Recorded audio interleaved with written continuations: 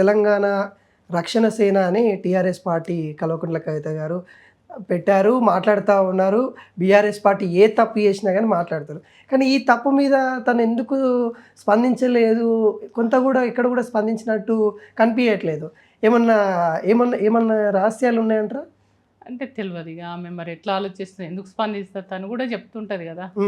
మేము మహిళలకు ప్రాధాన్యత ఇస్తామని, యూత్కు ప్రాధాన్యత ఇస్తామని, ఉద్యమకారులకు ప్రాధాన్యత ఇస్తామని, ప్రజల పక్షాన ఉండి, మరి ఇదైతే జెన్యున్ కదా ఇష్యూ. ఒక మైనర్ బాలిక పైన జరిగినటువంటి దాన్ని ఖండించాలి. మరి ఏ ఉద్దేశంతో మరి ఆమె ఆలోచనలో ఎట్లుందో తనని అడిగితేనే చెప్తుంది, నేను చెప్పలేను కదా. అంటే ఎంత కొంత మీకు కూడా తనతో పరిచయం ఉన్నది, కానీ ఇప్పుడు తను ఒక పార్టీ పెట్టింది. ఆ పార్టీకి సంబంధించిన వాళ్ళ పార్టీ విషయాలు మాకు ఎట్లా తెలుస్తాయి, తెలియదు కదా. పర్సనల్గా పరిచయం వేరు, పార్టీకి సంబంధించిన స్టాండ్ వేరు కదా. అంటే ఇప్పుడున్న పార్టీలన్నీ, అంటే ఇప్పుడు చూసుకున్నా నేషనల్ పార్టీలు ఉన్నాయి, ఇక్కడ కూడా పార్టీలు ఉన్నాయి, కేసీఆర్ నాయకత్వం ఉంది. ఇక్కడ ఒక మహిళ ఒక పార్టీ పెట్టి రాజకీయంగా వస్తున్నప్పుడు ఒక తోటి మైనర్ బాలికకి ఇలా జరిగినప్పుడు నిలవాలి కదా. మరి ఎందుకు ఆలోచిస్తూ ఉంది? ఎందుకంటే బీజేపీ ఇంకా ఆమె ఏమన్నా ఆలోచనలో ఉందా, లేకుంటే అంతర్గతంగా ఏమన్నా ఉన్నాయంటారా? అది కవిత గారిని అడిగితేనే తెలుస్తుంది, అంతే అంటారా? ఇట్లా కేసీఆర్ కూడా చాలా విమర్శిస్తా ఉంది, మరో మనిషి అనుకుంటా విమర్శిస్తా ఉంది. నిజంగానే అదైతే దారుణం. ఎందుకంటే తను మరి ఏ ఉద్దేశంతో మాట్లాడుతుందో కానీ, ఆమె ఆలోచన ఏందో కానీ, అందరూ తెలంగాణ ప్రజలందరూ కూడా బాధపడుతున్నారు. ఆడబిడ్డలు బాధపడుతున్నారు, తల్లులు బాధపడుతున్నారు. అరే అంత ఉద్యమం చేసి అంత కొట్లాడి తెలంగాణ తెచ్చిన కేసీఆర్ గారిని వాళ్ళ ఇంటి బిడ్డని ఇట్లా తప్పు పట్టబట్టే ఇట్లా మాట్లాడుతుంది అనేటువంటిది బాధపడుతున్నారు. కాబట్టి తను ఏ రకంగా, తను ఏం ఆశించి ఎందుకు అట్లా మాట్లాడుతుంది అనేది అది తనకే తెలవాలి. కాబట్టి టీఆర్ఎస్లో ఉన్నప్పుడు కూడా దానికి అన్ని రకాల కేసీఆర్ గారు ప్రాధాన్యత ఇచ్చారు. మీకు తెలిసి ఎంపీ అయింది, ఎమ్మెల్సీ అయింది. ఆ పార్టీలో కూడా సముచిత స్థానం, మేమందరం కూడా తనను ఒక అక్కలాగా మేము గౌరవించేవాళ్ళం, రెస్పెక్ట్ ఇచ్చేవాళ్ళం. కానీ అట్లా మాట్లాడడం అనేది దారుణం. పార్టీ పెట్టిన 3 రోజులకి ఒక ప్రెస్ మీట్ కూడా పెట్టింది మీడియా మిత్రులతో కూడా. అక్కడ కూడా చాలా మంది కూడా అడిగారు ఇదే క్వశ్చన్, కన్నా తండ్రిని పట్టుకొని ఇలా మాట్లాడుతూ ఉన్నావు. వేరే పార్టీ నేతలు అంటే కాంగ్రెస్ పార్టీ రాజగోపాల్ రెడ్డి కూడా స్పందిస్తూ ఆయన కూడా అలా ఒక కూతురు మాట్లాడడం అగౌరవంగా కూడా ఆయన కూడా మాట్లాడి ఇదే క్వశ్చన్ అడిగితే ఆమె, నేను మా తండ్రిని అనలేదు, ఒక నాయకుడిని, ఏదైతే బీఆర్ఎస్ నాయకుడిని అన్నాను, నాకు మా తండ్రి కేసీఆర్ అంటే ఇష్టం, కానీ బీఆర్ఎస్ అధినేత కేసీఆర్ అంటే నాకు ఇలా విమర్శలు ఇస్తాము, రాజకీయం వేరు, ఏ రక్తబంధం వేరు అనే విధంగా వ్యాఖ్యలు చేసింది కదా. ఈ ఎట్లా చూస్తారు, ఈ రెండు ధోరణులు ఎలా చూస్తారు? ఒక బిడ్డ తండ్రిని తప్పు పట్టడం అంటే నీకు ఆ రిలేషన్ కంటే రాజకీయమే ముఖ్యం నీకు.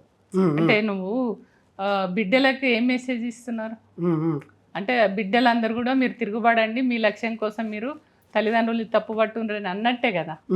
అంటే అది కరెక్ట్ కాదు. ఏదన్నా ఉంటే లోపల మాట్లాడాలి, నీ బాధ ఏందో చెప్పుకోవాలి, అంతే తప్ప ఈ రకంగా బయటకు వచ్చి నీ వ్యక్తిగత ప్రయోజనాల కోసం అట్లా మాట్లాడడం అనేది కరెక్ట్ కాదని భావిస్తాను. ఎంతవరకు ప్రభావితం చూపిస్తుంది ఇప్పుడు వచ్చే ఎన్నికలలో కూడా పోటీ చేసే పరిస్థితుల్లో ప్రభావం అనేది ఏమి ఉండదు. అంటే ఆ పేరు లక్కీ పేరు అని అంటారు కదా, టీఆర్ఎస్ అనేది ఏం లేదు, చాలా అదృష్టం తీసుకొస్తుందని నమ్ముతున్నారు.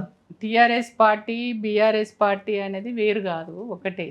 మాది కారు గుర్తు, మేము కారు గుర్తుతోటి మేము ప్రజల్లోకి పోతాం. మళ్ళీ ఒకటి నేను ఇందాకనే చెప్పిన, బీఆర్ఎస్ పార్టీ అనేది ప్రజల పక్షాన ఉండేది, ప్రజలలో ఉండేది, ప్రజల పక్షాన కొట్లాడే పార్టీ. కాబట్టి ప్రజలు ఇవాళ కేసీఆర్ గారిని ఎంత తొందరగా రేపు ఎలక్షన్లు వస్తే అంత తొందరగా మళ్ళీ కేసీఆర్ గారిని ముఖ్యమంత్రిని చేసుకోవాలనే దాంట్లో తెలంగాణ ప్రజలు ఉన్నారు. ఒక జయలలితతో పోల్చుకుంటూ నేను అమ్మనైతా అని కూడా అంటుంది ఒక మహిళా లీడర్. చాలా మంది కూడా సీనియర్ నేతలకు కూడా పిలుపునిస్తుంది అన్నట్టు కూడా తెలుసా. ఒకటి అమ్మ అన్న అక్క అన్నది అప్పటిదప్పుడు మధ్యంతరం వస్తుందా, పుట్టుకతో రావాలి, మొదటి నుంచి ఉండాలి. కానీ ఎవరికి అమ్మ, ఎవరికి అక్క, ఎవరికి చెల్లి అనేది అది మొదటి నుంచి రావాలి, అది కాలేదంటారా, రావాలి. తెలంగాణకి అమ్మ కాలేదంటారా? ఇక ఏమవుతుంది అనేది ప్రజలు కదా రేపు నిర్ణేతలు, ఏమవుతుంది అనేది చరిత్రలో మనమే చూస్తాం. అంటే అవకాశం లేదంటారా? నిరంతర ప్రయత్నం చేస్తే ఏదో ఒక రోజు సీఎం అవుతానంటుంది కదా.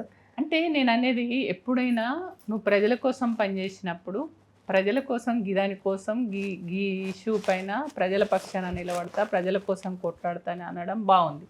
కానీ నువ్వు ప్రజల పక్షాన ఉంటా అనబడితే మళ్ళీ ముఖ్యం అంటే మీ గోల్ అంతా ముఖ్యమంత్రి గోలే. ఉమ్, ఉమ్, ప్రజా సమస్యలు అనేది దానికంటే ముందు మొదటి ఏజెండా ఏంది, ముఖ్యమంత్రిని కావాలనేది ఏజెండా. ఆ ఏజెండా కోసం ప్రజలందరినీ కూడా పక్కదారి, అంటే తండ్రిని పక్కదారి, తల్లిని పక్కదారి పట్టిస్తున్నారు, తెలంగాణ ప్రజల్ని పక్కదారి పట్టించేసి మీ ప్రధాన లక్ష్యం ముఖ్యమంత్రి.